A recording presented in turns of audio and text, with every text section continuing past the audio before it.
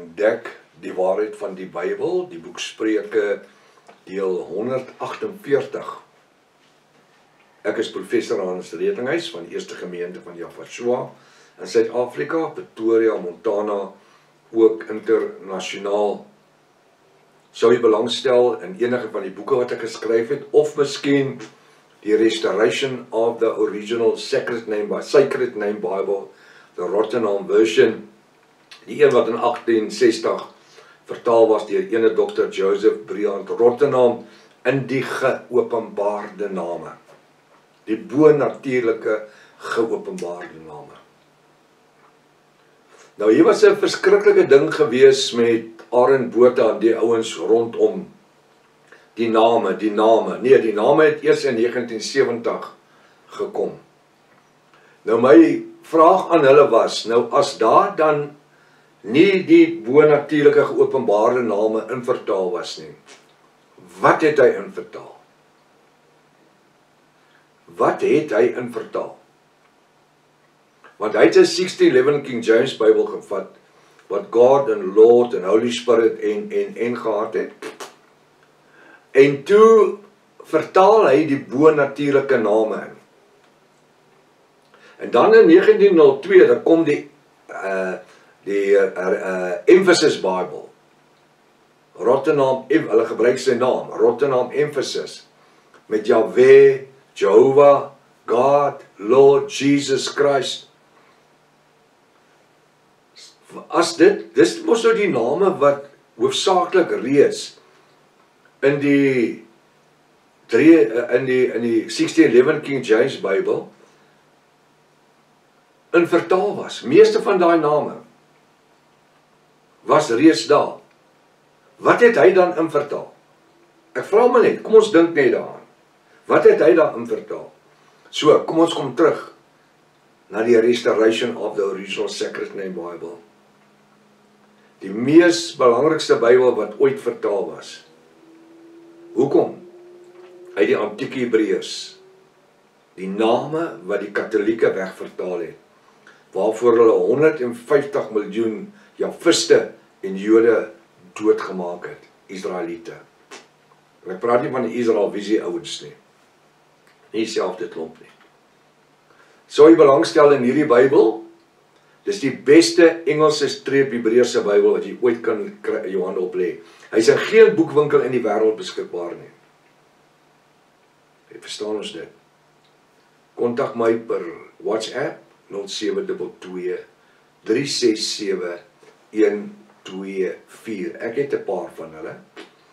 Of my webtuiste nommer https://jafashua.co.za. Dit is erfstukke. As dit al die eerste keer is wat jy na die reeks kyk, is verskriklik welkom, gaan na deel 1 begin voor.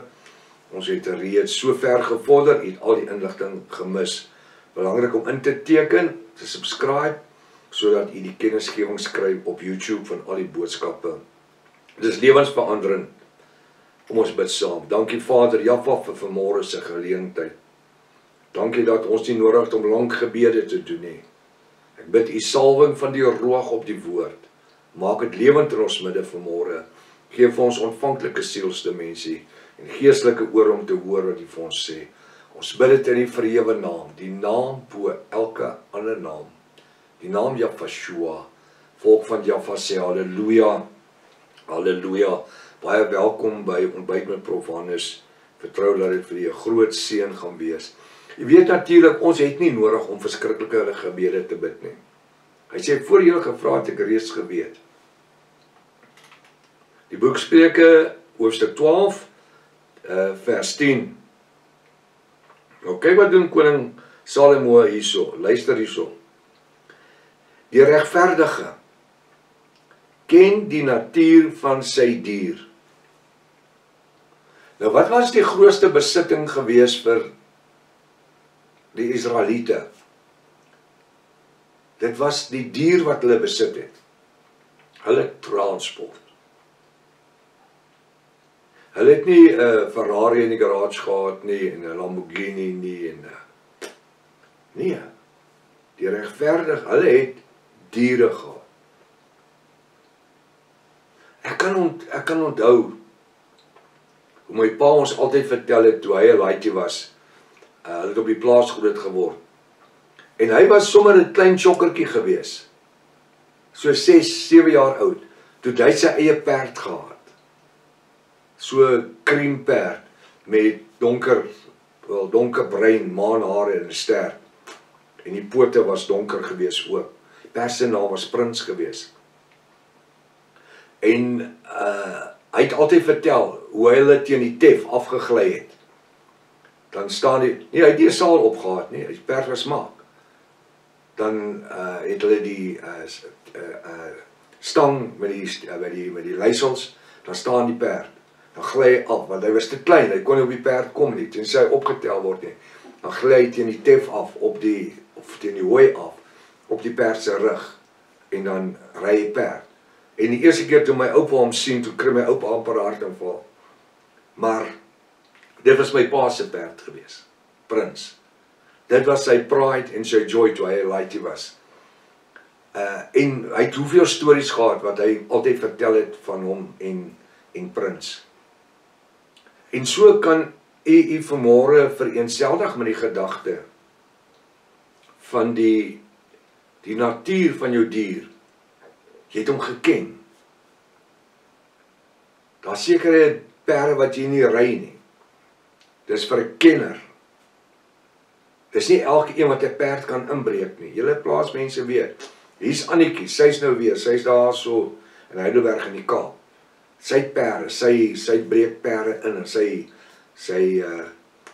het 'n waantjie wat sy sleep. Sy trek gewoonlik by verskillende plekke dan ry sy die kinders rond.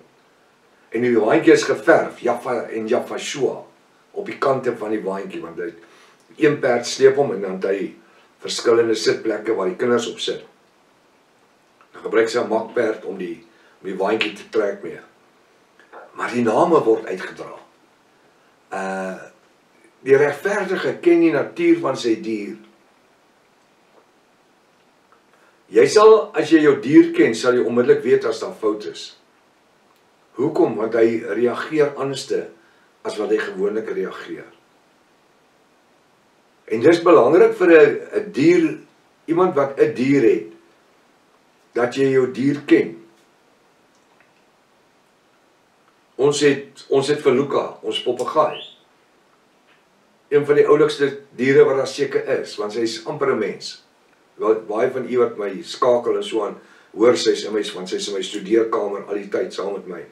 Sy sit by my op my lesenaar, waar ek sê, hierdie linkerhand, sy sit hier so teen my. Ek skuif haar so dan kom sy weer terug. Sit sy my hare op my hand en lek en 'n mens. En sy gesels alles, maar meeste van u ken haar. So, op die einde van die dag, ken jy jou dier. En weet jy wat ek al vanmôre sê, as ons diere ken, hoeveel te meer dink u nie vanmôre, ken Jaffa en Jaffa ons, deur die Ruach nie? Daarom sê die woord, hy sê, voordat jy dit gedoen het, net toe jy dit nog gedink het, was ek reeds bekend daarmee. En dit bring ons natuurlik in 'n ander klas, as die ongoddelikes. Want die ongoddelikes gaan aan asof niemand sien wat hulle doen nie, en weet wat hulle bedryf nie. Terwyl ons weet dat as ons dit net dink, dan weet die Ruach dit reeds. Jaffa weet dit. En dan praat die Ruach alreeds met ons. Jy onthou, ek het maar daai ding wat ek altyd het is, hey, wat maak jy nou? Dis die Ruach. Voor jy dit doen, stop by jou. Moenie stupid wees nie. Die regverdige ken die natuur van sy dier. Nou, hoekom 'n regverdige? Wat het die regverdigheid te doen met die natuur van sy dier? Dis beeldspraak wat koning Salomo gebruik vanmôre, om te sê, ons kan vir Jaffa, ons Elohim en Jaffa niks wegsteek nie. Hulle is bekend met alles. Die woord sê dan, voordat jy gevra het, het ek reeds geweet. Ja, maar prof, dan het ons nie nodig om te bid nie, want dit is so. Dit is so. Ek het nie nodig om alles te bid en uit te spreek nie. Maar die woord sê tog, dat wanneer ek bid, is ek in 'n gespreksverhouding met Jahwe of Yahweh, deur die Ruach HaKodesh. Maar ook, omdat hulle alles weet, het ek net nodig om dit te dink. En weet jy wat, die duiwel weet meeste van alle dinge. Maar daar is een ding wat hy nie weet nie. Kan u dink vanmôre, wat is dit? Daar is een ding wat die duiwel nie weet nie. Wat is dit? Hy weet nie wat jy altyd dink nie. Want hy is nie 'n mind reader nie, as ek dit so sê. Waar deur die Ruach HaKodesh weet Vader en Yahweh alles deur die Ruach, voordat ons dit nog sê of doen. En daarom is dit vir my uiters noodsaaklik om nou gesê te wandel in die Ruach. Dat wanneer ek besef dat ek word deur die Ruach aangekla, of ek wil nie eers sê aangekla nie, aangespreek. Want die woord aankla klink soos 'n misdadiger. En ons is nie misdadiger nie, ons is erfgename. Ons is huisgenote. Ons is deel van 'n koninklike priesterdom. 'n heilige familie. So ons word nie aangekla nie. Ons word aangespreek. Die ongoddelikes word aangekla. En wanneer ons dan vanmôre op die plek is waar ons kan hoor, wanneer ons deur die Ruach HaKodesh aangespreek word, en dit ons tot goeie stem, om dan onmiddellik brieke aan te sit en sê stop. Stop. Hoekom? Jahwe is besig om met my te deel. Hy is besig om met u te deel. En vandag moet ons, in hierdie dag, moet ons fyn ingestel wees, om te kan hoor, wanneer die Ruach met ons praat. Ek is 'n musikant, ek speel gitaar, verskillende gitare, vandat ek begin gitaar speel toe ek 11 jaar oud was. My eerste gitaar gekry, en daarvan het ons verder geleer, gitaar te speel. En die eerste ding wat 'n musikant, veral 'n gitaarspeler, as jy hom vat en jy pong, pong, pong, pong, pong, pong, as daar een van daai snare uitgestel is, sal jy dit onmiddellik weet. Jy moet hom fine-tune. Nou, die mense het baie slim geraak. Hulle het toe latere jare 'n fluitjie gebring. Hy het een lang fluitjie met 6 sulke fluitjies op. Hy het 6 sulke gaatjies. Dan blaas jy die eerste gaatjie, dan stel jy die onderste snaar, blaas jy dit weer so. Maar weet jy wat? Ons ore was naderhand so, ons het nie 'n fluitjie nodig gehad nie. As jy hom so trek, dan hoor jy hom. Pong, pong, pong. En weet jy wat? Baie keer in die winter, wanneer dit wintertyd is, dan stel die gitaar homself uit. Hy het nie eens nodig iemand om die knoppie te draai nie. Hoekom? Want die snaar, en in die somer ook, want die snare rek en krimp van die hitte. En dit verander die klank van die gitaar. Nou wat het die gitaar vanmôre met u en my te doen? Wel, dis die natuur van die Ruach, dat ek en u fyn ingestel moet wees. Soos 'n musikant se oor, ek wil in die Engelse terme gebruik, dan nie maak maar toe, fine-tune.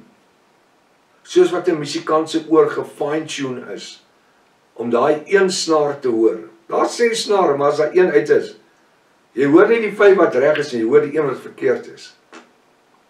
Maar weet jy wat, wanneer jy die kennis het, is dit 'n kwessie van 'n paar sekondes, dat jy hom pong, pong, pong, laat hy.